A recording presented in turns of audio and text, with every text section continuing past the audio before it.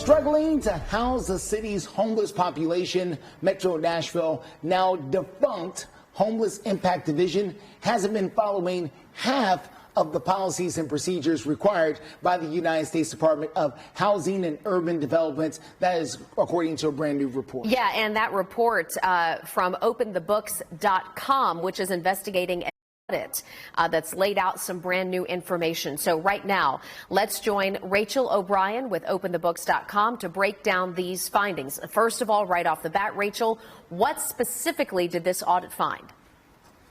So the audit was done on the Homeless Impact Division, which until very recently was part of the standalone Office of Homeless Services. It's headed up by the same person who ran it earlier. It's a very similar office. So the audit found that only 12 of 23 of the required HUD policies from the federal government, that their policies and procedures were implemented. So the rest weren't being implemented. In their written response to the audit report, the office said they will have a comment period. They will look at the changes. It sounds like they still have a ways to go. The homeless office also was supposed to update its strategic community plan, which it hasn't done. COVID sort of slowed it, but they haven't gotten really back on track yet.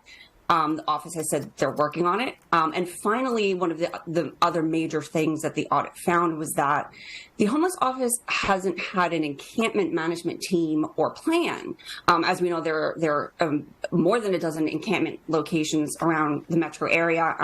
Just last week, the state DOT cleared out several homeless encampments on state property, and they moved people off. So the audit said, you've got to get this team and this plan in place. The homeless office said they do have a plan, but we haven't seen it. So we're hoping to get some answers to these questions. All right. Rachel O'Brien from openthebooks.com. Thank you so much, ma'am, for joining us.